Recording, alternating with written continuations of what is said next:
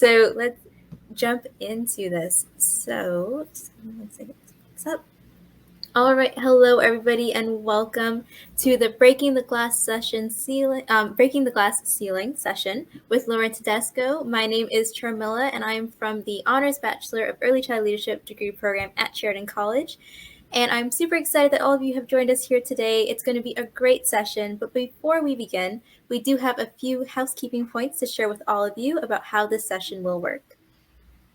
So essentially, this session is really meant to be an organic conversation between you and Lauren.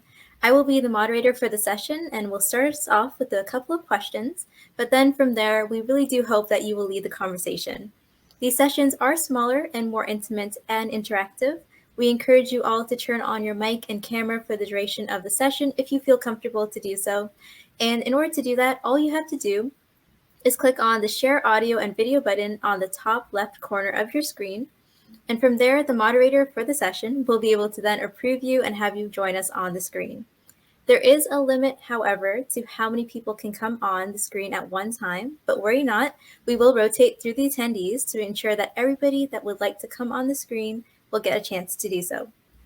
You can also always type your questions and comments into the chat button as well. I will be monitoring the chat and will read out your questions as they come in. And without further ado, let's go on to our guest speaker. Lauren Tedesco graduated from Sheridan's Corporate Communications program in 2008. Today, she is the Vice President of Learning and Development at the Automotive Parts Manufacturers Association. In her role, she leads the Future of Work portfolio, and she is building the first industry-wide digital learning program. She is also the first female vice president in the association's 70-year history, and in 2021, she was named one of the Canadians to watch by Automotive News Canada. So without further ado, I would like to give a warm welcome to Lauren. Hi, everyone. Thank you. Automotive Parts Manufacturers Association. We'll just stick with APMA for the rest of this because it is a mouthful. So nice to see everyone, or at least see them, their names on the chat, and just great to be, even if it's virtual, back at Sheridan. Absolutely. We are so happy to have you join us here today, Lauren, and I'm sure this is going to be an amazing discussion. So just to get started, if you could maybe, you did just introduce yourself, but if you could to briefly explain a little bit more about what you do, that would be amazing. Sure. So I joined here at APMA, just before the pandemic. So at the end of 2019. I joined as vice president and recently promoted to senior vice president. And I really oversee a lot of the workforce development. And I know that when we say those words, it sounds boring. It's not. We look at the future of work. And really in automotive, we're at a pretty pivotal moment because we're looking now at the future of cars, and we're looking at electrification and autonomous vehicles and, thousands of data points intersecting with cars and, up to a kilometer around them. And jobs today will be very, very different than the jobs tomorrow, 5 years from now, 10 years from now, because cars as we know it will be completely different. So for us, it really is, let's get ahead of that curve so we're not playing catch up when it comes to the big shift in the technology that's coming down the pipeline. Absolutely, definitely. And it all sounds very exciting, not boring at all. It's very exciting to hear about. So I guess on to a little bit about, if you could just share a little bit of an overview of your career story with us. We would love to know a little bit about how did your career path take you from graduation to where you are now? And, were there any pivotal or unexpected moments that set your career in motion? I look at my career and I think, when I started out, am I anywhere where I thought I would be? A little bit, and also definitely not.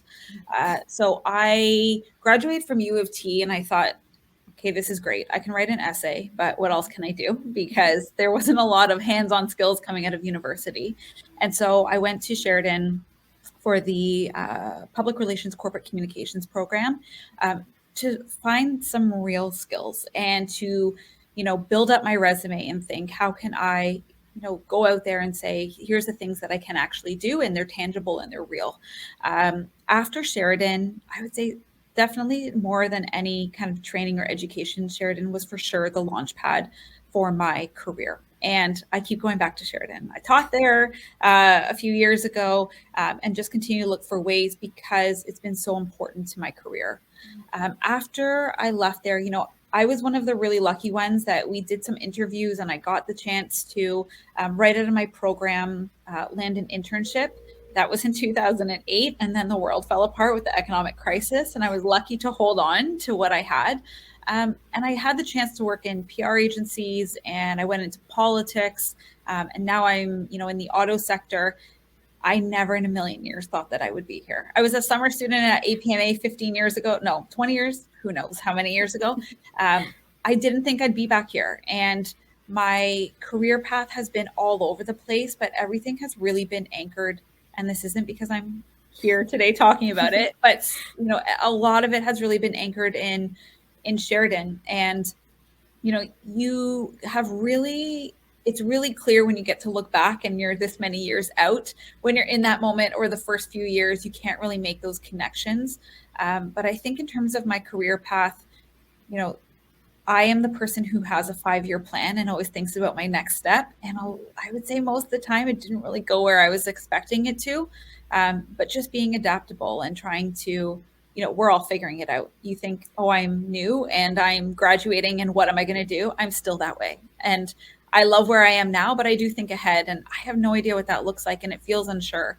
That never changes. But when you get a few more years of work under your belt, your confidence builds a little bit at least. So yeah, that's kind of been my path and who knows where it will lead in the next 5 to 10 years. Absolutely. I mean, life can be so unexpected. You never know where it's going to take you. And it's so very reassuring, I think, for those that maybe are graduating soon or maybe just started their programs.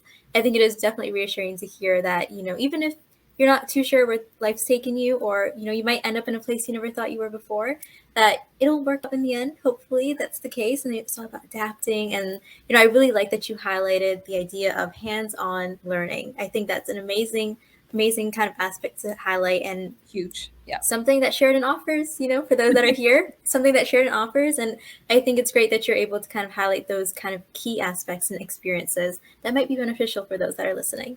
So that's amazing. Really, really great to hear. So on to something else. You are recognized for influencing change, especially when it comes to breaking down barriers for women in leadership. So how has this always been a goal for you? And how and when did you start to recognize your strength as a potential leader?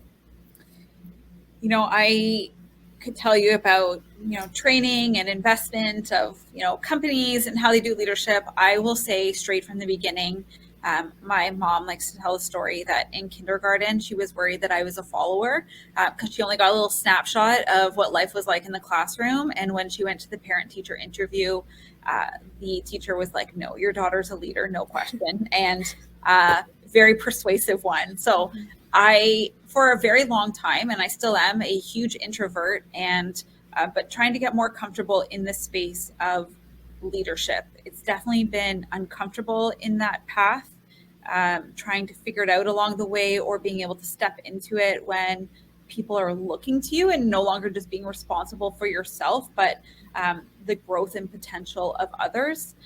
I think, it wasn't always, I don't even know if it's necessarily a goal. It's, if it started in kindergarten, can I really fight who I am if it's in my bones at this point? But my biggest learning curve has been with leadership. I went on maternity leave when I was in politics. I think I was one of the only staffers to have a family. And, when you work in politics, you give your life to politics. You work crazy hours, all hours. We went through labor negotiations with teachers and I was getting phone calls at 2 a.m. to say, okay, no deal tonight. We'll pick it back up tomorrow.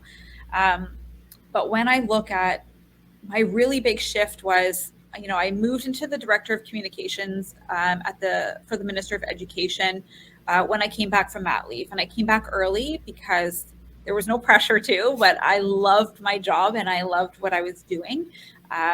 And a big thing for me was the, learning about people and kind of what makes them tick. And I think when we look at leadership too often, it's, trying to force people into these leadership courses, or here's the ideal characteristics of a leader. When I think it really just comes down at the end of the day is, can you talk to people and are you really genuinely listening? It was a big jump for me to be in a role that was only responsible for me, to be in a role that oversaw a team of 5. And we were under a lot of pressure, and it wasn't a great time in politics when we were, doing the labor stuff and launching sex ed curriculum. You do a quick Google of that and you'll see some pretty tough headlines. But it was sitting down and talking to people to say, what do you want out of this job and how do you want to do it? And how does it fit into the rest of your life? Because, I don't know, it's so often people say, okay, well, what's your 5-year plan in this job? Because they want you to stay there forever. And the conversations that I even have with my team here are, what are your goals for your next job and how can we build those skills now? And so I want them to leave. I want them to grow. I want to know that they are reaching their potential. No company owns an employee. We come and go, and I'm just as replaceable as the next person. And so it really is that kind of people investment and being able to figure out, how do we talk to people? How do we balance life and work? And at the end of the day, we all just want to roll up our sleeves and do a good job to support each other. So that's a really big piece, is just the people piece. Don't get caught up in, everyone else, and it's how can you grow within the space that you're in. Absolutely. There's some really amazing tips and experiences that you have shared. And I definitely think it highlights the idea of just really supporting people, supporting your team for who they are and helping them grow as individuals. And with that, it does bring us to our next question very nicely. Do you have any strategies when it comes to leading successful, diverse teams? And also when it comes to empowering female identifying people? Any strategies there that you could share with the rest of us? So again, I struggle when it comes to corporate strategies, looking at how to do things, because, I think there's always good intentions. We do a lot of work around equity, diversity, and inclusion at APMA, because let's face it, the auto sector is catching up in that space. And we see tons of, the sector is still heavily dominated by white males. And there's a lot more women, especially women of color, putting up their elbows and carving out their space in this sector. I think when we look at diverse teams, so often, in not just automotive, this is in, every industry, people are really comfortable hiring people who look like them and who sound like them, because they think, oh, they're just like me. I know how I am. So there's comfort in that. And that is not helpful, because you have the same voices, the same perspectives, everything. You have an echo chamber happening in your workplace. And what really needs to happen is to get uncomfortable and to, I think that it's not even about let's hit certain numbers, although I think having quotas and targets is good in the people who are resistant to this kind of change. But it really needs to be, are we getting the right people in the right place? And we don't even need to talk about meritocracy and, oh, do they have, these people on this resume have this. That's not even what it's about. Is it a good fit? And how are we trying to grow and have tough conversations? And, our equity and diversity team is diverse. And, it's not just diversity of gender. It should be diversity of ethnicity and race and religion and sexuality, because that's how you truly represent, the population and the people. And PR agencies, when I was there 15 years ago, they were, I don't know if they still are, heavily dominated by white women. And I looked around and I was exactly like the rest of them. And we all had very similar lives or very similar goals. And that really wasn't doing a favor to anyone when you looked at the clients that we were taking on and how they were trying to reach their audiences. When I moved into politics, at the leadership level, we see a lot of change happening with politicians starting to really represent our population and the diversity within it. And, I worked in the Kathleen Wynne government, and this was the first time that a woman and a lesbian was running the province. And there were a lot of people upset about it. And there's still a lot of hate around it. But leaders started to look like the people that they represented, rather than, again, seeing a lot of white males leading that space. And now we see a lot of those white males becoming huge allies in that space and supporting that growth and seeing a lot of diversity take place. But I think, with the work that we do now, coming out of politics, you have to represent the people of Ontario, because I worked provincially. And so those are incredibly different communities, and you really get to understand the needs. And I will tell you, when we rolled out the sex ed curriculum, I knew what the Catholics or the Christians thought about it and what the Muslims thought about it, etc. Like, you really start to understand on a religious level, and then looking at different ethnicities, what each community, and how do we speak to those communities and what resonates with them, and let's listen to what their concerns are. And so that diversity really, we have a long way to go, no question. We've made some good leeway in the sectors across Canada, and Canada is very different than the US. But we really have a very long way to go. And not just, looking in the places that we're comfortable with, talking about gender diversity, but how do we explore all of those spaces to really be kind of as diverse as possible and really have those tough conversations. I like those tough conversations because, call out your own bias. And I think that's what has to really take place across companies big and small and organizations big and small. Absolutely. And speaking of tough conversations, there is a question in the chat that highlights that perfectly. So Linda is asking, would you say that we need to become comfortable with being and feeling uncomfortable, and even so becoming more agile and adaptable? Definitely.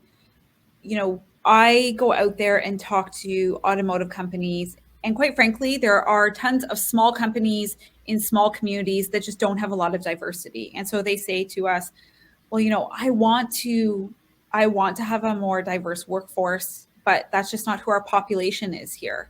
And for some of them, they don't even, they'll talk about men versus women, but they don't know how to talk about race or ethnicity. And they'll say, just different types of diversity. And so education's a huge piece. That's the biggest hesitation that takes place with diversity, is people just don't know how to speak about it. And because they see so many things in the news and how divisive it can be, and they think, oh, it's political, so I don't want to touch on it, it's going to cause problems.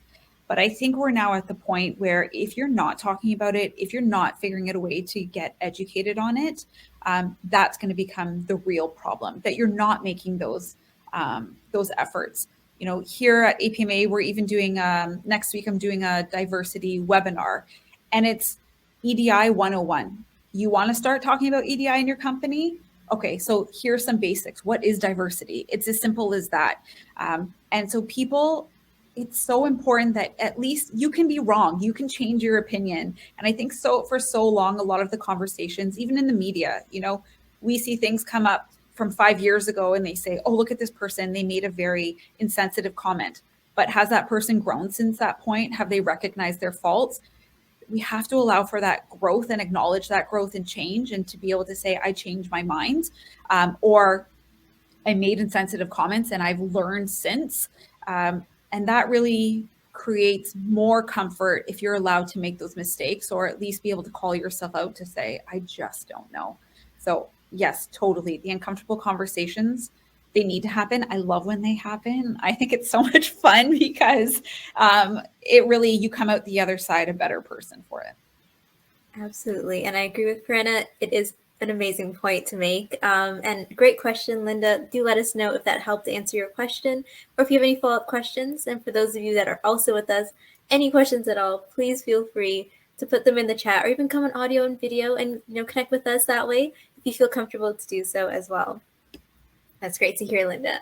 Okay, so I think it's amazing, Lauren, that you were highlighting the idea of just like being uncomfortable with these conversations, because they can be uncomfortable sometimes, but being comfortable with being uncomfortable is really that key there, and highlighting that there's room for growth. Because I think a lot of the times, sometimes we are a bit hesitant sometimes to kind of say that I don't know, or that maybe you're going to say the wrong thing, but knowing that you have that space to grow and to be able to educate yourself on it definitely is something I think really great to hear.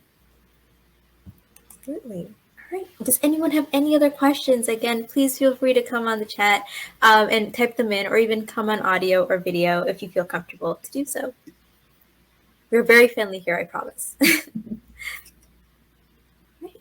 Great. Okay. So, speaking of, we were talking a little bit about, growth, and this does connect a little bit with it. But I was wondering, do you have any strategies to use that support your personal resilience and well-being?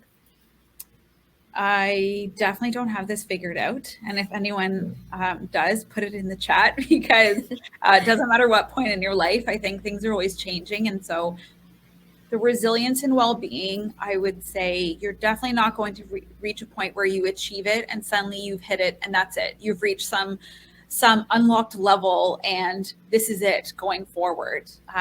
Any given day, I have a fantastic day, and then the next day I think I just need to go to bed and, new day, fresh start when I wake up the next day. I think when we talk about balance, something is always going to drop. And so, when I was teaching at Sheridan, a big thing for me at the beginning of every semester was to say to students, we all have lives. We all, we're here for a small part together, but maybe education isn't your top priority and you're balancing family stuff. Maybe your family is in Ukraine right now, fighting for their lives, right? We don't know what people's current situation is, what their history is, what their responsibility is. And I would say, we have deadlines in a course, and I would kick it off to say, you get, one opportunity with me that if you can't make a deadline, maybe you broke up with your boyfriend the night before and it's been tough and it was unexpected. You can't plan for that. Then send me a note and you get leeway for that because this is just what happens. It's unpredictable.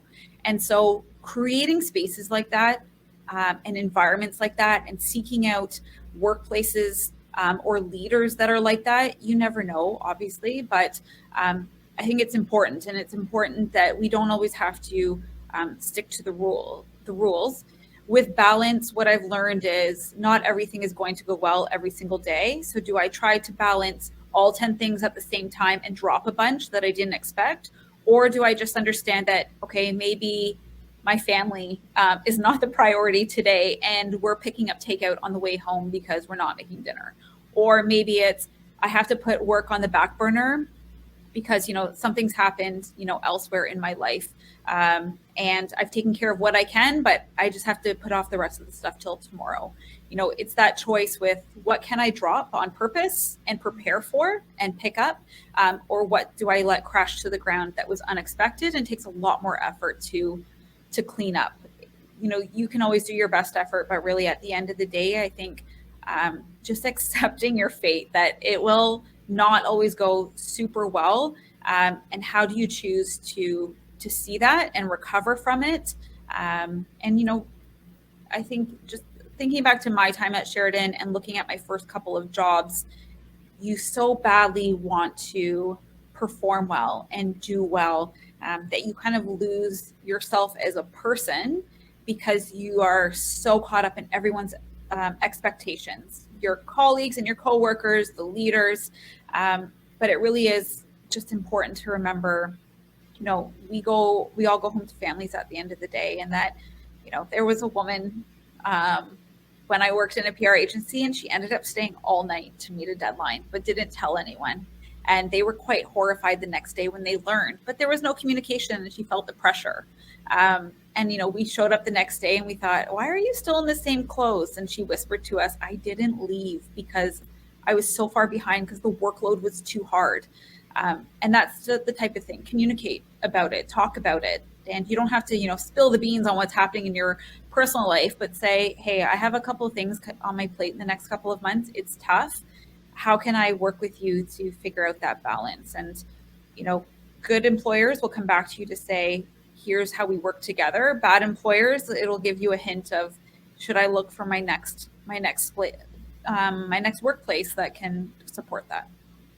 Absolutely. Definitely. It can be very overwhelming sometimes, especially if you have multiple commitments and priorities and things like that. And so to hear that, I think it's definitely a very reassuring thing to hear that sometimes, you kind of have to accept how it goes, but also know that sometimes you need to take priority over some other things and then kind of, pick up the pieces where they may fall and Yes. then keep going for the next day. And I think I do have a follow up to that question a little bit, one from me rather. I'm looking Uh, to the chat. yeah. Maybe the others might be wondering this, but as a leader, do you have any tips or strategies for creating a safe space like that where your those that you're working with, or even if you are just another team member, any tips to how to create that kind of supportive environments so that those feel that may be feeling are a bit hesitant to let you know that what's going on, that they don't feel so hesitant and they're able to kind of come to you and communicate what's happening? I think it's important for leaders to, talk to people, not invade their space. It's a fine line between people who get a little too in there or, get caught up in the gossip, per se, and understand that as a leader, one of the chiefs that I worked for, a chief of staff in politics, when I joined his team, he said, it's really lonely at the top because I can't talk to anyone on this team about the struggles that I face with staff or with the minister or with, other entities in politics, because I'm the leader and I'm supposed to kind of rise above it and be able to lead and not show too much of what's happening behind the curtain. And I think something I had never realized because I hadn't been in that position, and understanding that, I thought, yeah, we go to him with a lot of our problems. And he has to find an outside space to talk about, his own problems in the workplace, because he can't be going to, other staff to say, here's what's going on with so and so. So, leaders, it's important, find your own kind of offshoot. Who else in your life is supportive that can provide you that mentorship or that leadership, or just be someone to listen, maybe not provide solutions. And I think with creating a space that's safe, a lot of what I'm doing in parenthood and learning parenthood applies to life as well, and the workplace, is that, talking to people and creating your own friendships or relationships there, learning a little bit about their life, whatever they want to share, because saying to someone, hey, how are you doing today? And they say, oh, good. And then you say, how are you really doing? And they're a little bit more. So it's not just about the niceties at the beginning of each day. Um, I find that oftentimes when I was junior in my career, I would always say, it's fine, I can do it, no problem. And then the person would leave and I would think, this is falling apart. I can't do it. This is a real problem. And so when I talk to people and I say, okay, you can do this assignment, or you can jump on this special project for us, but what else is on your plate? Who else are you reporting to on this? Because I get a little slice of what they're doing, but I don't maybe understand what everyone else has been asking them to do. And I try to help them prioritize and look at everything on their plate, because they're not going to say to me, I can't do it, and then go to another person they report to say they can't do it. But if I know that they're reporting to someone else, and I go talk to that other leader and say, okay, I think that maybe we put too much on this person's plate. How can we balance it? What's a priority? What can drop? What can't? That's important for leaders to do, that it's not up to everyone else to balance what they're working on because they feel the pressure. So how can we have open conversations about that to be able to, create a supportive environment, and also look for other supports on the team, because it's the same balance. It's the same balance. And my one other piece would be, and I do this with my kids all the time, sometimes they just want to vent. And so they don't want my advice. They just want someone to listen. Or maybe they want me to intervene. So do you need an action from me? Do you want me to listen? Do you want me to mentor? Be open about that too. Maybe they're not looking for a solution. They just need a sympathetic ear. And I think that's important to the balance.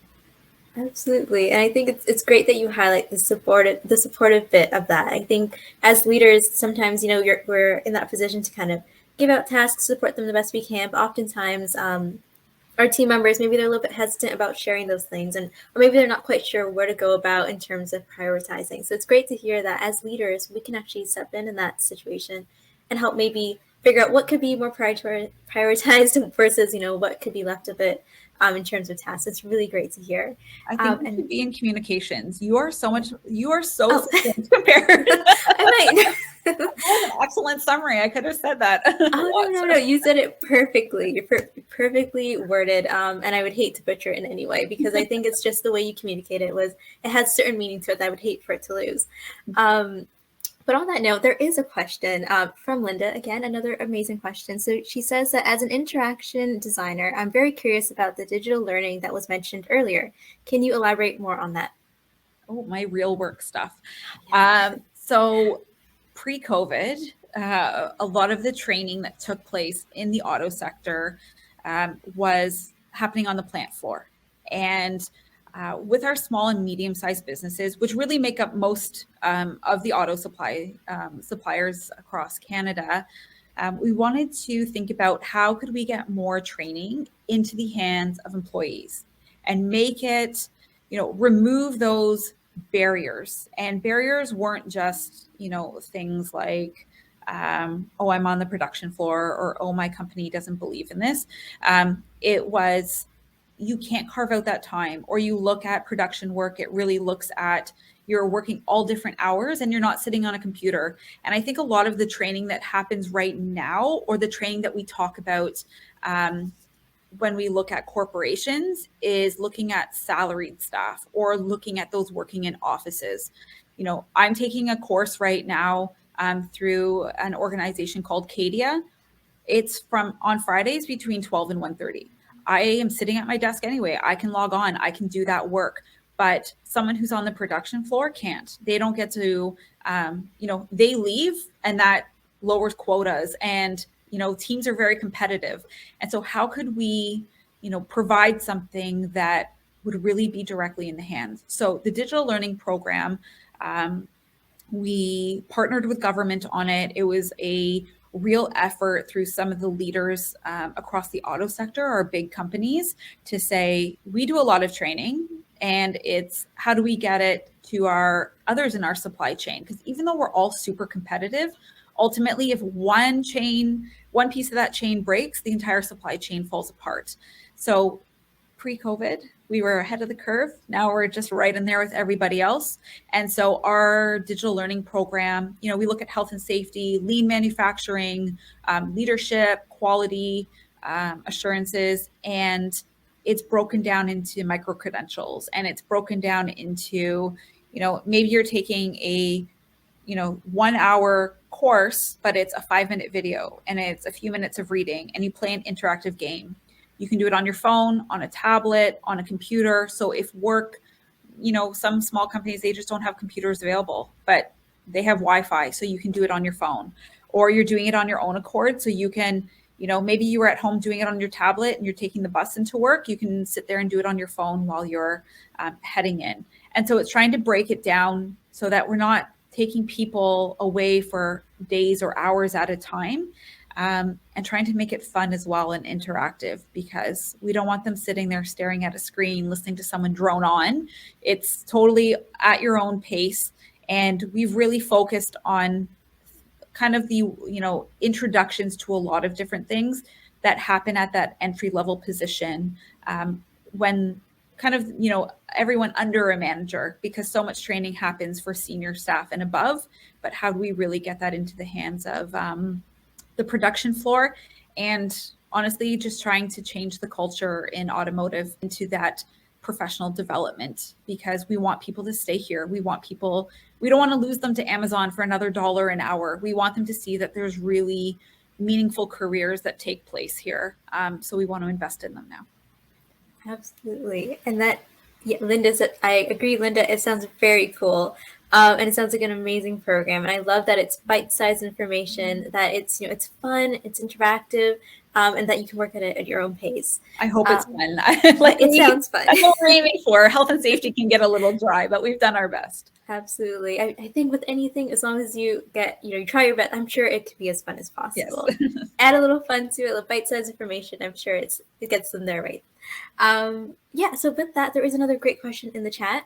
And I do apologize if I'm pronouncing your name incorrectly. But I believe Clara And again, correct me if I'm wrong, but you said that you're really interested in getting into the training and development industry. So you did choose human resources program. Amazing.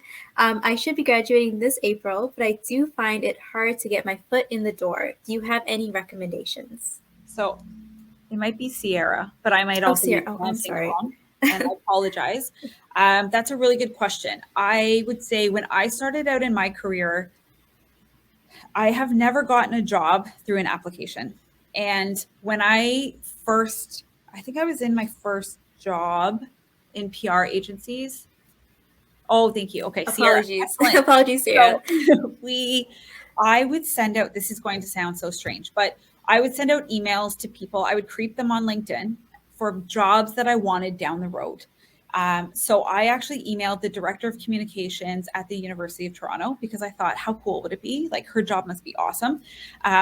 It was a total cold email. I just said, hey, I know we don't know each other. I'm really early in my career. I just wondered if we could have coffee because I want to hear about your job and how you got there. And if you have any advice, because I would love to be you one day.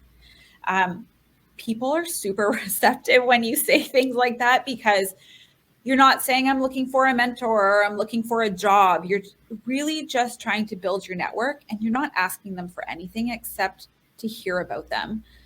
Just like I'm doing today, people love to talk about themselves. So you don't even have to go with questions. You can just say, can you tell me about your career? And they will tell you all about it. And you can say, do you have any advice? Like, what should I do? And there's the next, 30 minutes or an hour filled.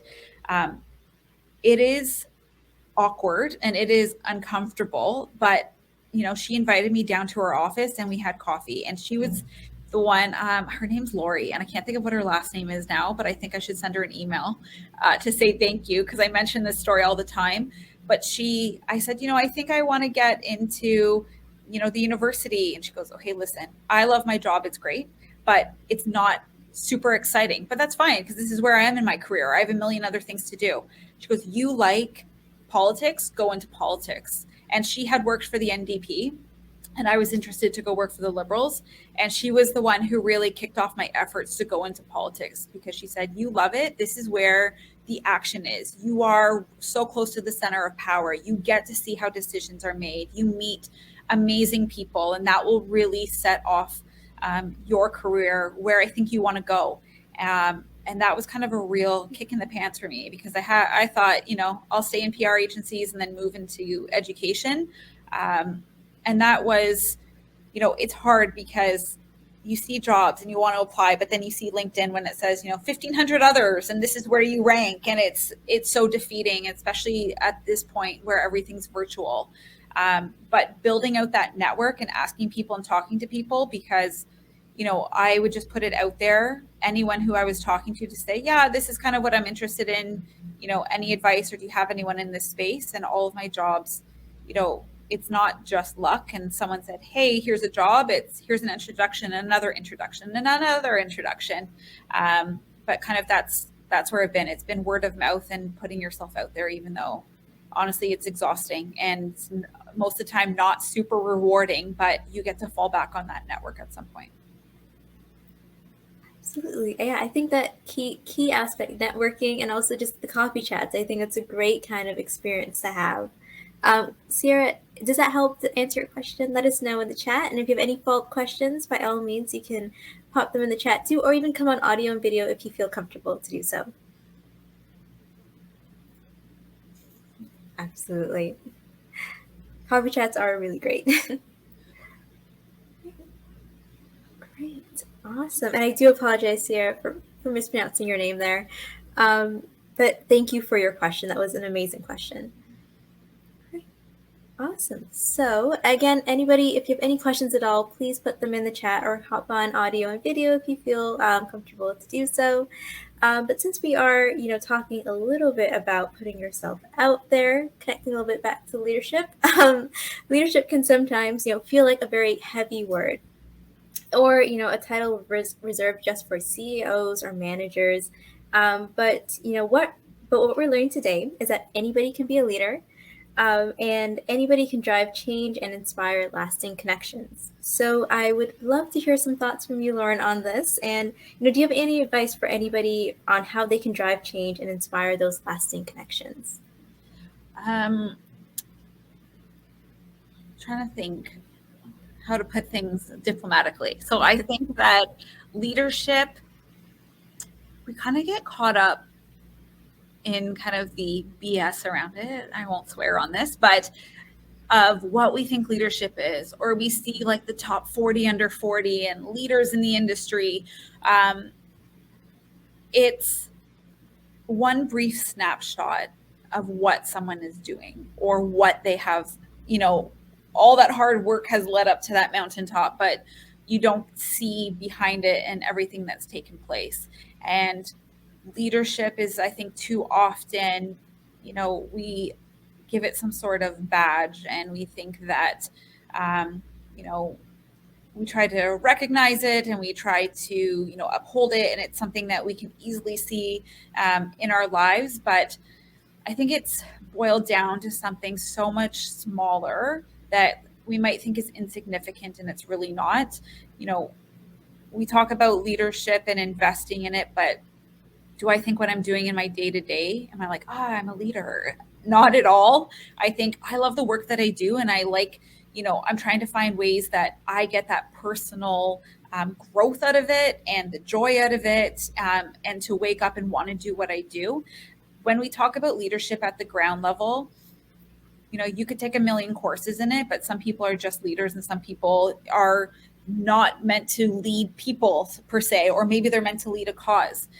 What I find most satisfying, and this has been at any point in my career, is, not to sound hokey, but is the volunteer stuff that I do, because you have way more power and ability in that space than you would maybe in your job. And so where I was, feeling like I'm not growing enough in my job, this is not kind of where I want to be right now, I would look outside of that and think, where can I build up those skills, or where can I feel empowered in other places in my life? And so, I was on the board of a local humane society, and there were a lot of lessons there. We were growing and we were a 100% volunteer run. And I learned more about leadership and governance and how to listen to people in that space than I did anywhere else in my career leading up to that. I also, this will not be a surprise, but I sit on parent council at my kids' school. We have an issue with, like many others in, major cities, but with traffic. And there's been a few close calls with a crosswalk.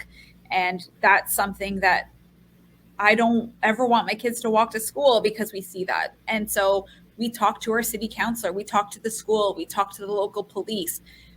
And, we're not out there with torches trying to hunt people down and like, we must change this. It's really on the ground, genuine conversations, talking to parents after drop off and them saying, yeah, what I've noticed is like people are cutting through here and this is what's happening. And that community group and that organizing people, I think that's leadership big time, is organizing people and what do we want our outcome to be and what kind of change do we want to see. So that's been a really big piece for me, is that, leadership happens in the corporate space. And yes, I've been working my way up there. But for me, doing the on the ground stuff, that's where, building up those skills. And if you really want to feel empowered and impact, find a cause, knock on the door. Everyone's looking for people. I sit on another board right now, Maybell Arts. It's super, super local. It's about one little plot of land that backs onto our school. But it's a major community hub within Toronto Community Housing. And that has been insane, the amount of work that we get to do and roll up your sleeves. So I think, look for those opportunities. If you're not feeling satisfied there, and if you have bandwidth, but it's amazing what you'll make time for and how much more rewarding, and it puts everything else into perspective as well. Absolutely. And I think it's great that you highlight the everyday leadership, and that there's so many opportunities around to engage in being a leader. Big or small, it has a great impact. And thank you, Sarah, for joining us on video. And, hello. Hi, I have another question. So I also have a daughter, like who's a 3-year-old going like I'm just finishing college. I also own a business called Play Care Nourish. And as I said, it's hard to get my foot in. And I'm wondering if it would be easier to join like a foundation, like kind of like you, to join the Maybell community. Maybe I'm I'll not get sure. arts. Yep. Um, to join a foundation, but being a mom, it is like a lot of time and it's hard to find time. And also being a business owner, Yep. my plate is full. So what do you like? Is it better for the like in terms of networking to volunteer? Because I do want to be a leader. Like I sell like BIPOC books and stuff like that and show awareness about the Aboriginal community. I don't know. But I'm wondering if it's better to be on a board of something or be a part of or volunteer for something. So okay, you sound so much like me where I'm like, I'm going to do everything and I'm going to do it really well. Yes. My kids are not going to be speed bumps in my life. Come on, under my arm, and we're going to power through this. Funny thing, I'm moving to Brantford. I'm like, it's okay. Like, my daughter's like, no more. She's only 3. At least it's before school starts, so you don't have to uproot them too much. With that, I am definitely someone who overcommits, and I every day work on trying to set boundaries because I see an opportunity. I'm like, oh, I want to jump in. Who knows where that will lead to? And it sounds too good to miss out. I think if you take a step back and look at what is your ultimate goal? If it's employment right now, immediately, because that is what you need in your life, to be successful in terms of, like sometimes I've just, in the beginning, I stuck with a job, even though I didn't really like it too much because I'm like, I have bills to pay. I'm going to try to work on this stuff on the outside, and it might take me a couple of months. Like it took me a year to get into politics. But I thought, okay, fine. I can still pay my bills. I can still do the things that I want to do.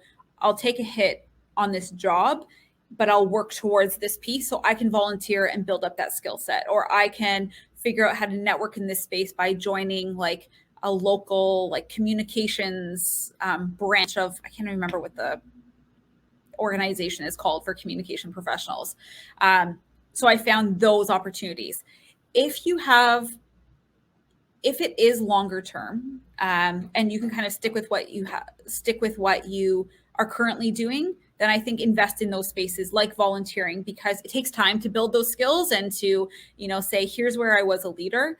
If you need to make an immediate change where it's like, nope, this has got to be the money that I bring in now, that's where I think I wouldn't put things like volunteering on your plate because you got a lot on your plate. And it would be my full-time job is finding this full-time employment to do this. And then I will build out time later, because that's been my biggest lesson learned, is that I try to do too much too soon because people want volunteers. You will always find volunteer opportunities, no question. Boards are always looking for people. So it's not like a job where if I don't take this job now, then someone else will fill it and I may never get it again. Volunteering, you will always find those opportunities. So I think it's thinking about priorities. Do I need that employment right now for the rest of my life to be aligned? Then put that forward and do the volunteer thing later. But if you can live with the status quo, then yeah, prioritize the others and build up that skill set and that opportunity. But doing both at the same time, it's hard.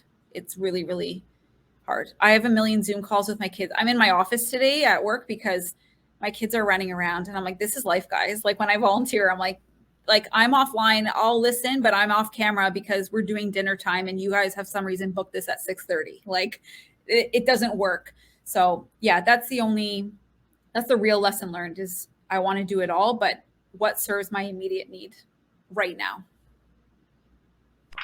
Thank you. Absolutely. That was really great advice there, Lauren. Thank you so much for sharing. And thank you so much, Sarah, for asking that amazing question. And also, Linda, thank you for coming on audio and video. Do you have any questions for Lauren? I didn't. I just wanted to say thank you very much for answering my question about the digital space. If I wanted to find out more information as to if you were hiring, where would I look? So we are a super, super small team over here. Oh, Super small. okay. We're not a big company. I think we're about 15 people. Oh, okay. In that case. But that being said, I will happily, because it's not like we have 100 people on here and suddenly, I will put my email in the chat. If I can be, because I'm not going to sit here and talk about how great it is to network and then say, don't talk to me. So I will put my email in the chat. I'm happy to, have a conversation or make introductions. Sometimes that is the foot in the door. So yeah, definitely happy. Thank you very much, because the digital learning space is something that I've been working on in my schooling, and something that we have been looking at in terms of space and in terms of accessibility and making things for just that type of scenario. How do we educate people who don't have access to digital solutions? Yep. And that is one of the problems that they've presented us with in our 4th year. I'm graduating this year. So I'm incredibly interested in how you guys have approached the problem and how you've solved the problem and what it looks like. So I'm kind of nerding out, sorry, about this wonderful solution. But that's the type of thing that we are interested in our program. Yeah. So yeah, and also just to get on the technical side, because we are a small organization, we got government funding to do this because they were like, fantastic, we want to see this happen out in the world.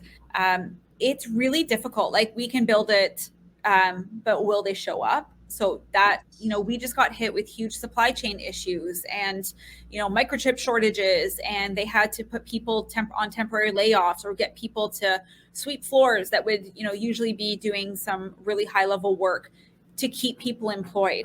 And so that, we are trying to accommodate that because we want to be able to survive no matter what the industry is going through. But it's hard to make that pitch to say, come buy a license to do this training. And they're like, yeah, we don't even have people fully employed right now.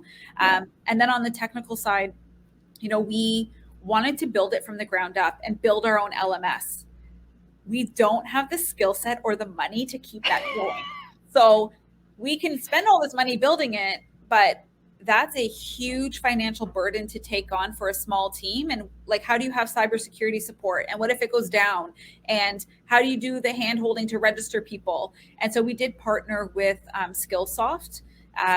Okay. Yeah, I know D2L is a big one that's Canadian, but they were a little bit pricey for us for what we were looking at. So we did Skillsoft, and because they have Canadian entities, to kind of do a lot of that for us. So we tried to find unique solutions to look at the long-term life of the program.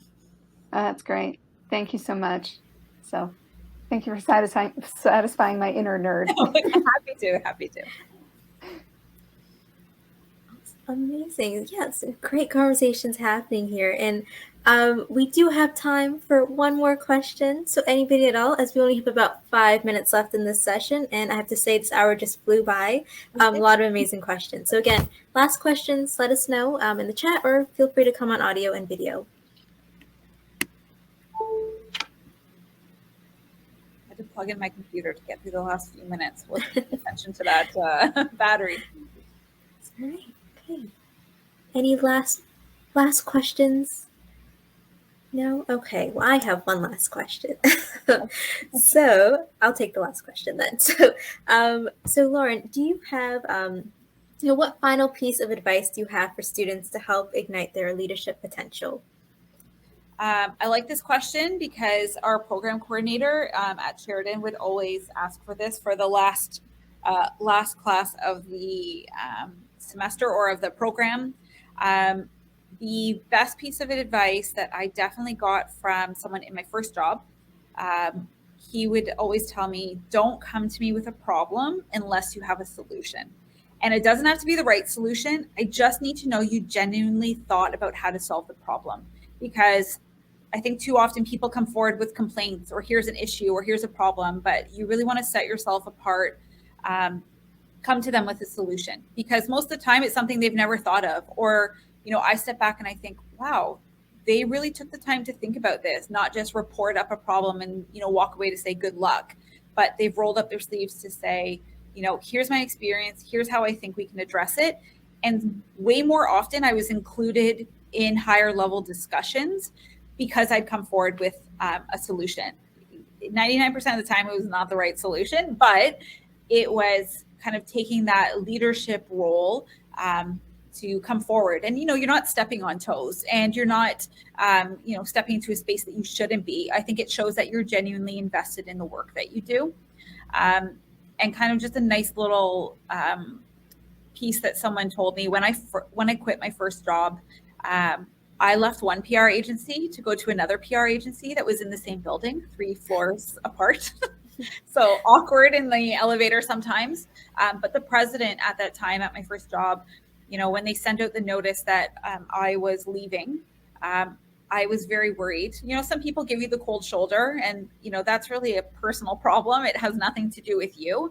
But he was fantastic. And he sent me a note to say, congratulations on, putting your future into your own hands and making this decision. It's not an easy decision, but you made one for yourself and for your own growth. And he gave me so much power that day, when it just changed my perspective that, yeah, you don't owe this company anything. You did work and they compensated you for it. That's the transaction. And he said to me, this is what you get to do, and you've made this choice. And yeah, you're leaving us, but you're going on, like, onward and upward, and you've taken that power into your own hands.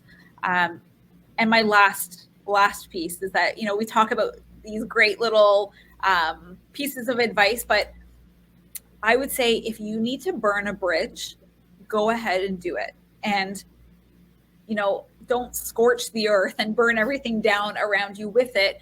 But part of burning bridges is that you are standing up for yourself, and you're setting boundaries, and you're cutting off toxic people or a toxic workplace.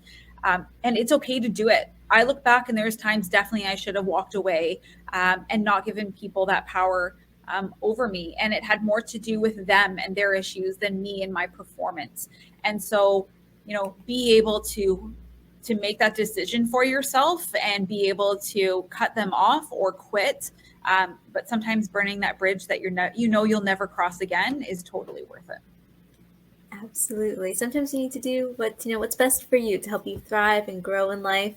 And so that's amazing to hear. Thank you so much for sharing that piece of advice. And with that, it looks like our time is almost up. We have about a minute left.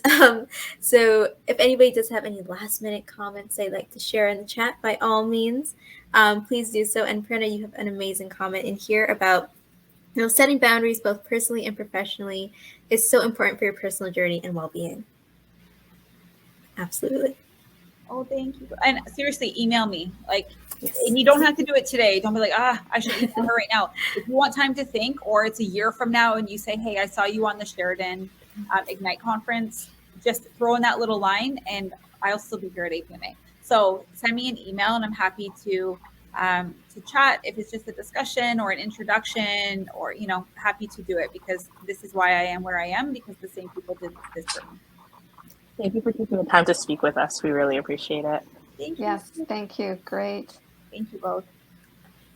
Awesome. So with that, our time is actually up now. So I just want to say a huge thank you to everyone for all of your amazing questions, and a special thank you to you, Lauren, for taking the time to be here today. We really did enjoy hearing all about your experiences, all the amazing advice you have shared with us here today. And with that, it does bring us to the end of the session, but please do, if you want to, reach out to Lauren. She did put her contact into the chat and has explained that all you have to do is send a little quick message about, that you were here with this conference, and that if you have any questions or comments to follow up, by all means. Happy to.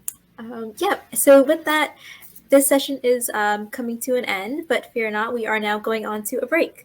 We're hosting another RBCX music performance by R&B singer Silo on the main stage. Definitely check that out. Silo's work has received global recognition, charting virally on both Spotify and Apple Music. Additionally, his songwriting skills have placed him in studios amongst Grammy-winning and nominated songwriters in Los Angeles, New York, and London, UK. And also, if you haven't already, please do check out the networking session. It's really great. Or even take advantage of that LinkedIn headshot session that ends before the day ends. And we'll see you back on the main stage at 2 p.m. for our LinkedIn webinar. So have an amazing day, everybody. Enjoy the rest of this conference. And we hope to see you back on the main stage at 2 p.m. Okay, bye, everyone. Bye. Thank you.